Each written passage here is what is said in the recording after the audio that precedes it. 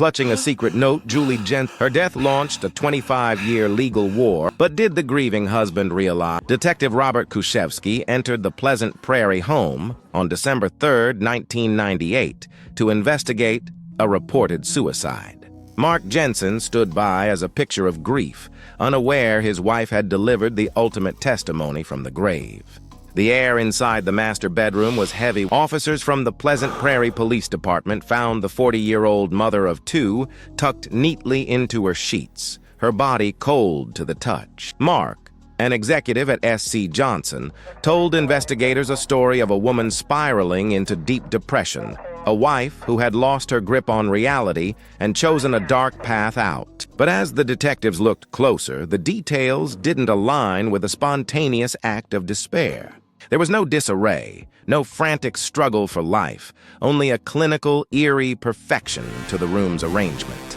The quiet, affluent neighborhood of Kenosha County was supposed to be a sanctuary of Midwestern stability. Yet here, behind the closed doors of a colonial-style home, lead investigator Robert Kuszewski noted Mark's professional, almost detached composure, a stark contrast to the visceral horror of. While Mark spoke of suicide, the very walls of the house seemed to pulse with a different narrative, one that Julie had meticulously prepared before her breathing stopped forever. The investigator noticed that while the house was quiet, the silence was not one of peace, but of a carefully Mark had provided his version of the truth, but Julie had already ensured that her own voice would be the one that echoed longest through the halls of justice. On the surface, the Jensens lived the quintessential suburban dream in their quiet, Pleasant Prairie neighborhood. Mark was a successful executive at SC Johnson, a man who naturally projected but inside the walls of their comfortable home, the foundation of their 14-year marriage was crumbling into powder. While Julie was navigating the emotional and physical demands of raising their two young sons, David and Douglas, Mark was leading an entirely different life in the shadows of his office. He wasn't just working late. He was deeply involved in a long-term clandestine affair with a co-worker named Kelly Labonte. This was not a passing fancy or a brief lapse in judgment. It was a relationship that Mark intended to make permanent. But Julie and the life they had built together stood in the way of that new reality. As investigators eventually began to peel back the layers of Mark's professional life, they discovered a digital trail that was as cold as it was calculated. On his corporate computer, hidden amongst spreadsheets and routine business emails, Mark had been conducting a very different kind of research. The search history revealed a dark obsession. He had repeatedly looked up terms like poisoning, antifreeze, and lethal doses of various chemicals. He wasn't looking for ways to mend his fractured marriage or seeking counseling. He was looking for a way out that avoided the complications of a divorce or the disruption of his social standing.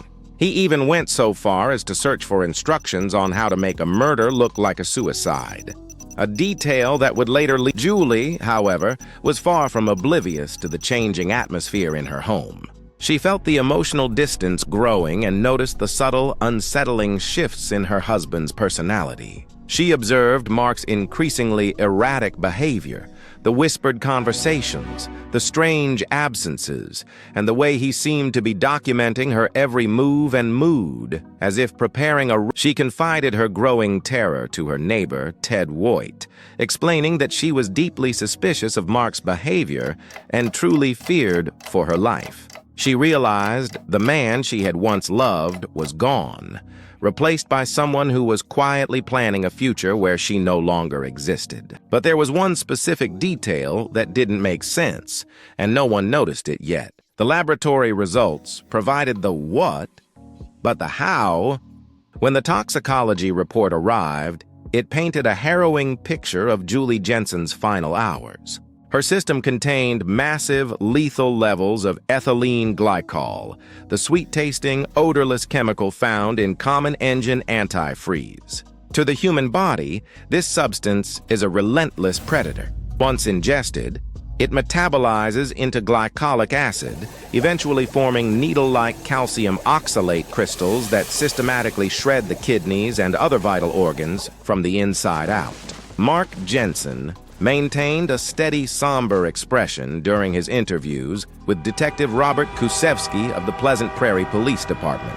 He repeatedly suggested that Julie had been profoundly depressed, hinting that she had sought out the poison herself in a However, the forensic trail led far away from the quiet master bedroom and straight to Mark's executive office at SC Johnson.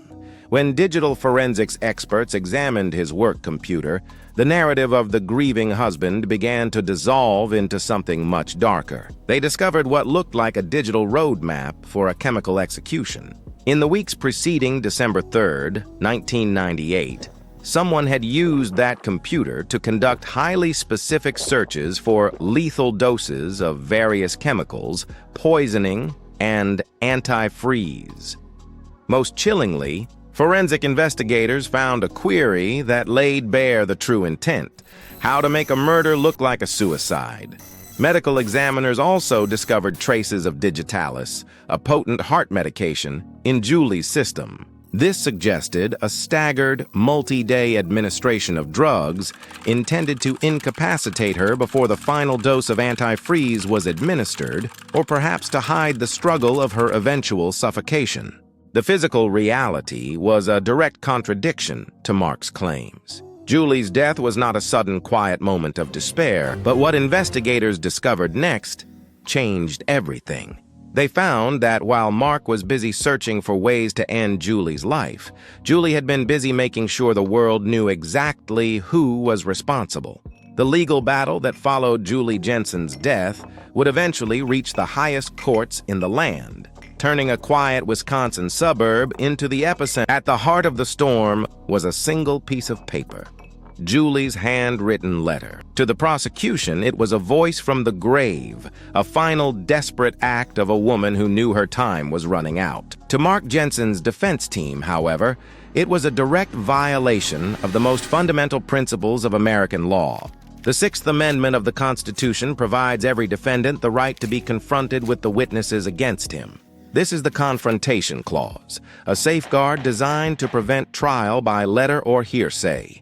Judge Bruce Schroeder, who originally presided over the case, was forced to navigate uncharted legal waters. In the years between Julie's death and the first trial, the United States Supreme Court issued a Washington.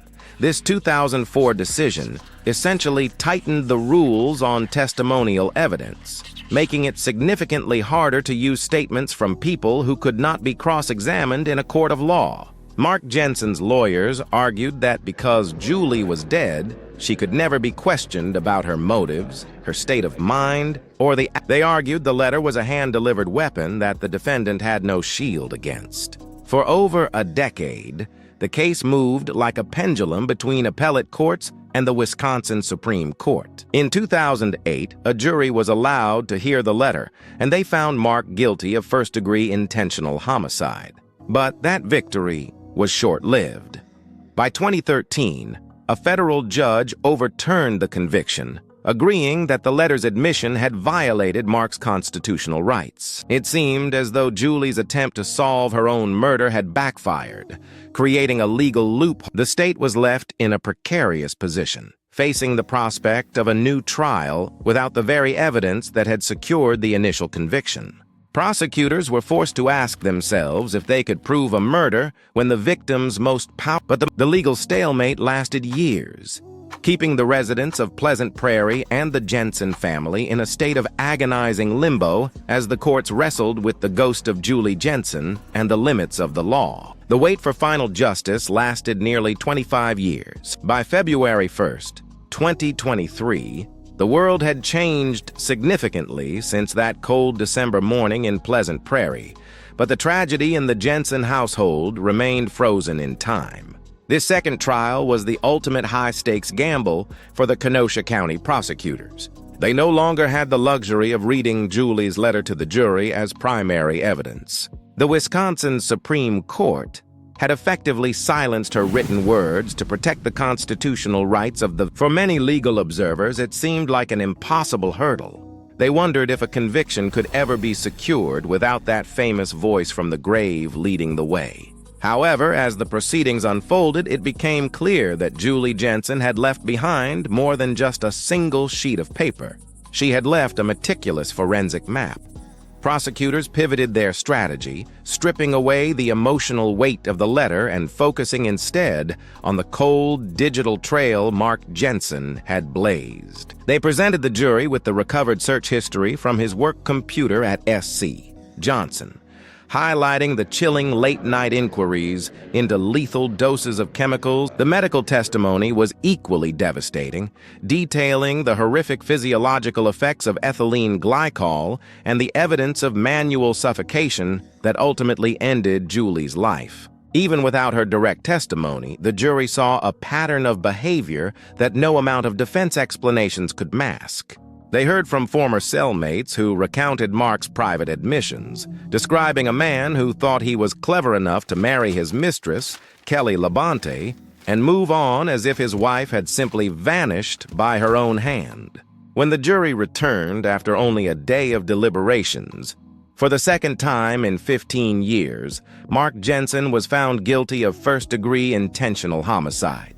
Mark, now an older man with graying hair and a diminished presence, showed little emotion as the verdict was read. He was subsequently sentenced to life in prison without the possibility of parole. Julie's sons, David and Douglas, had grew up in the shadow of this case, witnessing their father's transition from a grieving widower to a convicted killer twice over. In the end, Julie Jensen became a landmark figure in American legal history. She was a woman who, in her final hours, found the strength to ensure her own story would be told, even if she wasn't there to tell it. She didn't just provide a letter.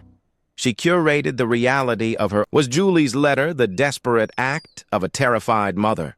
Or was it a masterfully crafted legal safeguard? If this story of a voice from the grave gave you chills, hit subscribe and the notification. Drop your theory about the letter from the grave in the comments below.